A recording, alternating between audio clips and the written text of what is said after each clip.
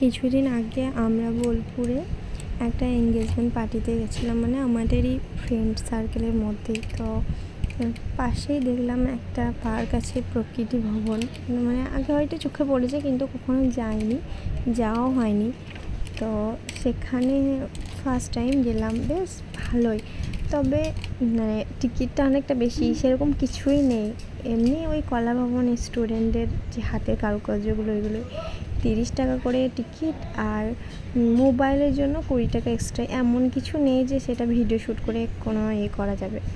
তো যখন নিয়েছে তখন তো ভিডিও শ্যুট এমনি ফটো তুলতেই হবে, যেহেতু চার্জ নিয়েছে ফোন আছে বলে। ফোনের জন্য চার্জ নিচ্ছে, আর ফটো না তুললে হয়, তো ফটো তুললাম, আর না হলে ফোন জমা করতে হবে। তো বেশ ভালোই, খারাপ নয়। তো সেখানে ঘোরাফেরা করলাম, ভালোই। প্রকৃতি ভবনটা বেশ সুন্দর একটা প্রকৃতি, আর খুব মানে ওয়েদারটাও সেদিন ভালো ছিল। তারপরে চলে গেলাম ওই সামনেই রোডে, দেখছি রোডের ধারে যেরকম খোয়াইহাট মেলা বসে সেরকম বসেছে।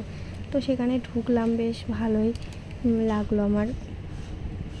কিছু কেনাকাটা করলাম, আর তো তাই বাবু তো খুব মজা করছে পার্কে। দেন বাড়ি।